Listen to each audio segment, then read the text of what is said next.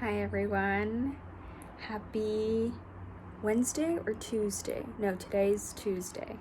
I can't even keep count of the days now. They're going by so fast, I feel. I've been pretty busy with work, but it's been good. It's been good lately. Excuse me. Today I wanted to talk about an idea that I've had for a long time about not wanting to be rich, just wanting to be comfortable. So,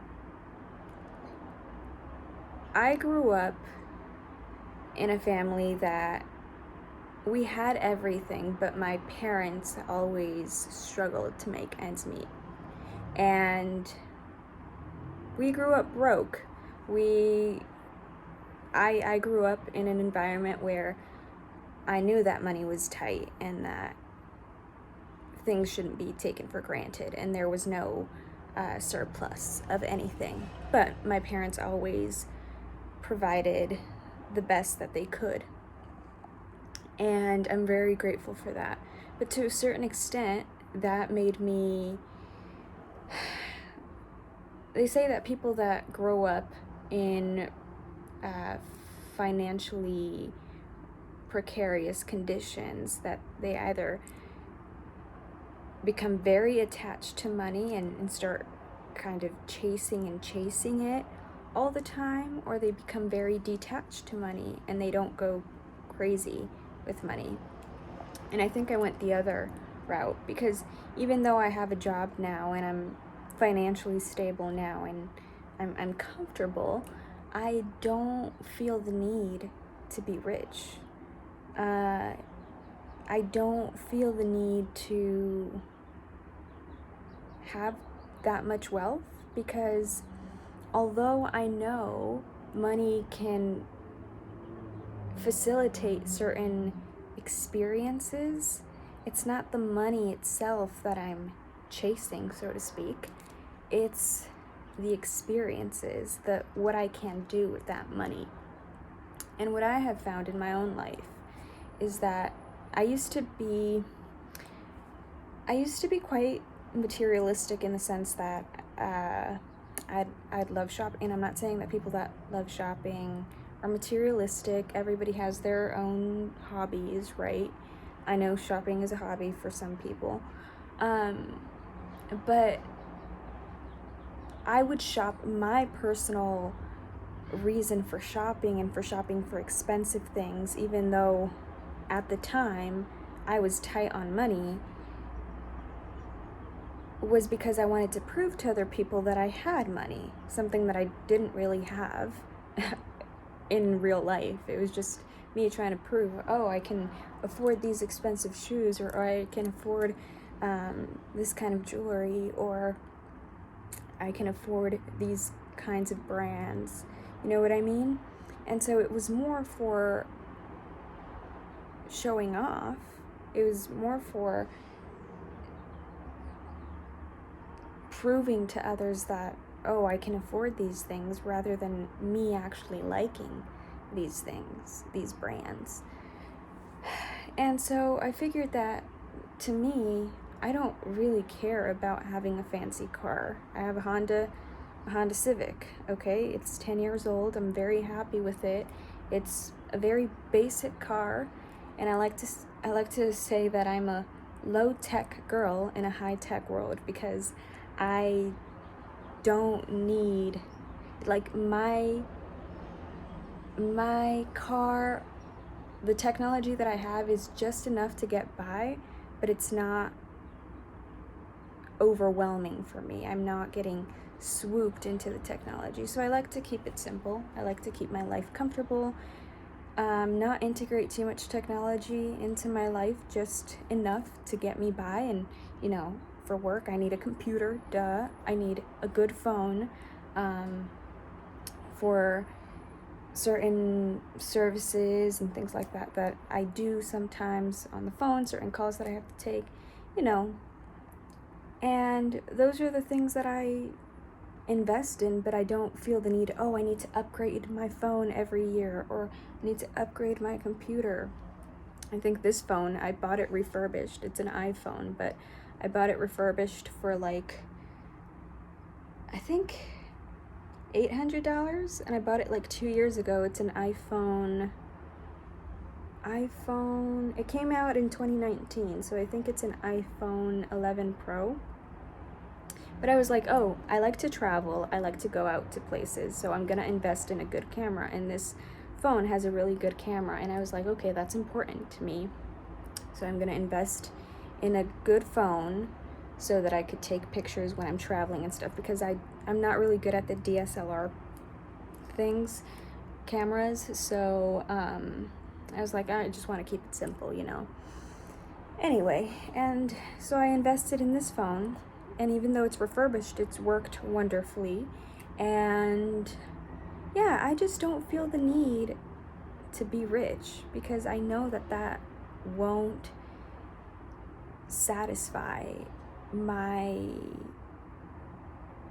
needs, or maybe not my needs, because you do need money to get by in this world. This is the reality that we live in. We need money to buy food, we need money to pay for shelter, to pay for the bills and all of that stuff. But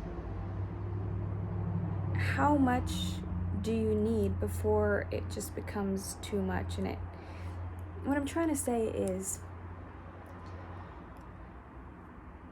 money can help you have certain experiences that you crave. So instead of trying to buy things that will only make you happy for a couple of days or a couple of weeks or even a couple of months, buy experiences, whether that be buying a plane ticket to travel, or going on a road trip with friends, or going out camping. I mean, you don't need that much money if you're going out camping, but if you want to buy like camp food and stuff like that, or indulging in a hobby that you like, and maybe I'm really into pottery, and sometimes I need to buy tools with money, right?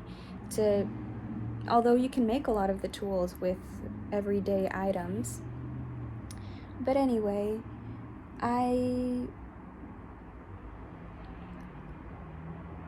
very pragmatic when it comes to owning things. Like, the things that I need to be practical, and they need to work, and they need to not have any built-in obsolescence, although I know everything breaks and everything eventually stops working.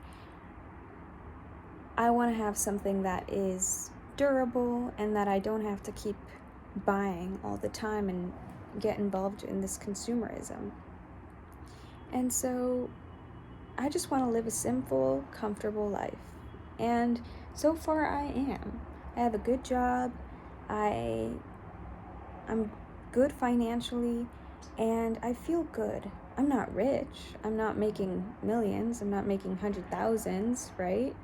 But I'm comfortable, and I save up money to then use that money that I've saved up to buy myself free time. That's what I mean. And that's what certain studies have shown, that people that have money doesn't necessarily equal happiness, but how you use your money to increase your free time is what makes someone happy. Or that's what they found in the study, that if you use your money to increase your free time, then you're more likely to be happy. And I think that's true, because I hear so many people wanting to become CEOs and bosses because they think that they'll just delegate and everybody else will do the work, and they can just go on vacation and not worry about it, or just take calls from a vacation spot. And so what does that tell you about people? That what we crave is not the CEO position. We don't crave that. We crave the experiences. We crave the free time to do what makes our heart dance. So instead of wanting to be rich with money, strive to be rich in experiences, rich in love. Foster that, create that in your life. It starts with you, of course. And also rich in health. Take care of yourself, take care of your health, right? And I know I met a pretty wealthy person once, and she had a son who had like a skin issue. It's like I can't remember what the disease was called, but it's kind of like the people that peel, but their peels bleed, and they're constantly peeling, and they have like, it's kind of like canker sores on your body. And her son had that, and they were very wealthy, but no money could help that kid. No amount of money could help that kid cure his disease. And so, what does that tell you? That the most important things in life you can't get with money. So, take care of your health, take care of your loved ones, take care of yourself, and don't strive to be rich, strive to be happy, content, because happiness is subjective. What makes me happy may not make somebody else happy, but find your happy. Find the thing that makes your heart dance, as I like to say, and the thing that makes you feel free, feel alive, okay? So I hope you have a great day, and I hope you have a great life. Peace and love. Bye.